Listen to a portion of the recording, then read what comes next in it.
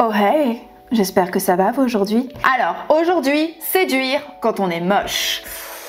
Ou la vidéo polémique. Il y a quelques jours, j'ai reçu un commentaire disant que les hommes étaient moins pardonnés lorsqu'ils ne correspondaient pas au canon de beauté en vigueur. Je ne vais pas m'étaler sur le sujet aujourd'hui, mais je vois aussi beaucoup de messages pessimistes disant que quand on est moche, ben on est moche.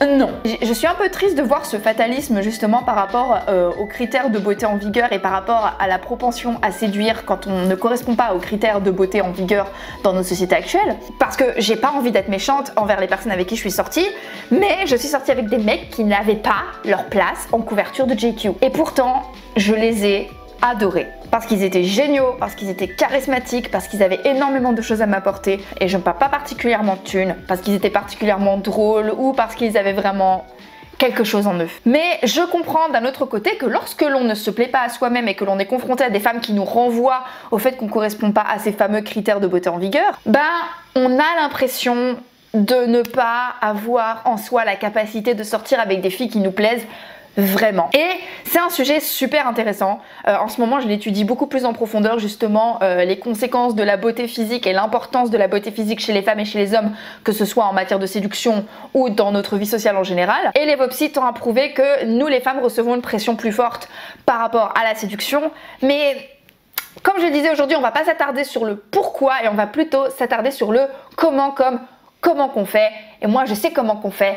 Et c'est ce que nous allons regarder ensemble. Mais avant de rentrer dans le vif du sujet, abonnez-vous si ma chaîne vous plaît, mettez-moi un petit pouce si la vidéo vous plaît également. Aussi, vous pouvez souscrire à ma formation gratuite 28 jours pour devenir sexy. Donc c'est une formation qui comporte des vidéos et des fascicules avec des conseils et des exercices pour plaire plus facilement aux femmes et leur donner plus facilement envie de vous. Et pour ce faire, le lien est dans la barre d'infos. Aussi, vous pouvez bloquer un rendez-vous avec moi directement dans mon agenda en cliquant dans l'autre lien qui est dans la barre d'infos. Donc vous cliquez et on s'organise une petite session one-to-one. Alors, dans cette vidéo, je vais vous donner les actions à mettre en place pour séduire, même si vous n'êtes pas physiquement parfait.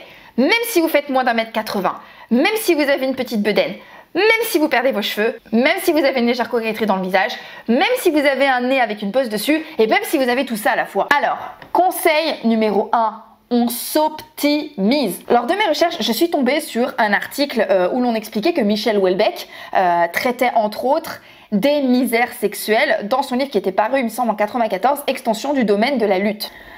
Michel Houellebecq. Soit le mec qui s'optimise le moins au monde. Je veux dire, ce type a les moyens d'aller chez le coiffeur, ok? Il a le moyen de se faire tailler un costard. Il a le moyen de se payer un gommage ou un peeling, ok? Le mec, sur une photo sur deux, il clope. Et il est sapé comme un handicapé du bon goût. Il a laissé ses cheveux pousser, on dirait des poils pubiens.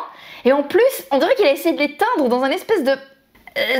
Non, laisse-les blancs à ce moment-là, hein. Vraiment, je te jure, ça fait beaucoup plus propre en fait. Blague à part, comme je vous le disais dans ma vidéo Comment être beau qui normalement devrait apparaître par là ou par là, c'est à vous de déplacer le curseur. Nous avons tous un espèce de curseur allant de à et en fait, vous avez comme ça, à travers pas mal d'actions que vous allez pouvoir mettre en place, vous avez la possibilité de déplacer ce curseur. Et ça va se faire à travers, comme je le disais, votre hygiène de vie, ça va se faire à travers une activité physique régulière, à travers des consommations de produits régulés, voire complètement bannis, genre par exemple la clope. Je ne suis pas là pour culpabiliser les gens, je suis là pour les responsabiliser, d'accord? Il peut arriver qu'on ait l'impression de ne pas avoir gagné à la loterie génétique, comme moi je peux le sentir parfois avec mes jambes super lourdes et mes cheveux qui tombent à la vitesse de la lumière, mais quand c'est comme ça, je vous encouragerais vraiment à faire attention, particulièrement à vous. Et je connais des mecs qui sont particulièrement petits, qui sont pas très grands, qui n'ont pas des visages super gracieux, qui n'ont pas forcément tous leurs cheveux, mais qui s'optimisent à mort. Qui s'optimisent à mort avec une hygiène de vie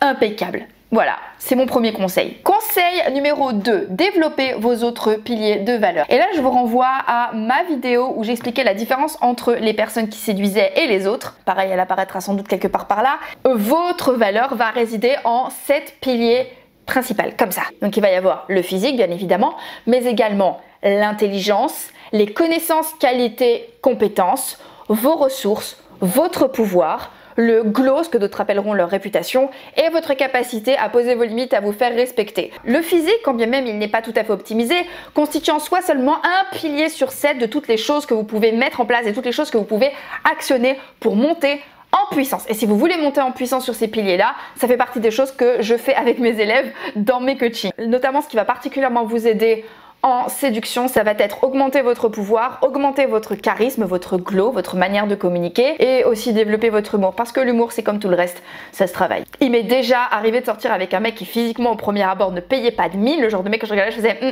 non merci ça va aller, mais qui était tellement intéressant, tellement intelligent qu'à terme j'ai fini par en tomber amoureuse. Alors comment qu'on fait concrètement? Eh bien on regarde les leviers dans lesquels on a une certaine marge de manœuvre. Vous avez tous un certain talent que vous pouvez développer, ce talent peut être votre super pouvoir. Et je peux vous jurer qu'une fille va tomber amoureuse de vous si vous développez votre valeur, quand bien même si physiquement vous n'êtes pas le plus bel homme sur terre. Conseil numéro 3, et là on passe directement du côté séduction de la force, on ne tombe pas dans le piège du ver de terre et de l'étoile. Ce n'est pas parce qu'une fille est particulièrement belle qu'elle a forcément une valeur supérieure à vous. Et l'intérêt qu'elle vous porte n'est pas un privilège ultime qu'elle vous fait. Si vous accordez à une femme plus d'attention et beaucoup plus de privilèges uniquement sur le fait qu'elle soit bonne, vous êtes directement en train de la placer sur un piédestal. Or, une femme ne peut pas vous considérer comme un petit ami ou même comme un amant potentiel si elle ne vous estime pas de valeur au moins équivalente à elle. Mais là d'emblée, vous vous placez de valeur inférieure à elle. Vous lui communiquez que vous estimez votre valeur inférieure à la sienne. C'est très mal partir. Donc, mon conseil numéro 3 serait,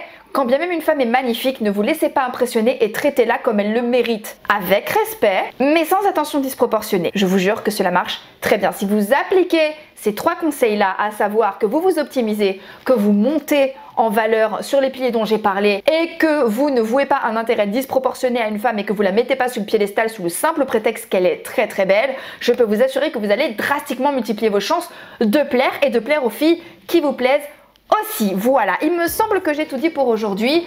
Comme je vous le disais en début, vous vous abonnez, vous activez la petite cloche. Pour tous mes coachings, mes formations et mon adresse mail se trouvent dans la barre d'infos. Sentez-moi aussi libre pour toute question de m'écrire dans les commentaires, je me ferai un plaisir de répondre. Moi dans tous les cas, je vous fais des gros bisous et comme d'habitude, n'oubliez jamais que si une petite quiche comme moi y arrive, tout le monde peut y arriver.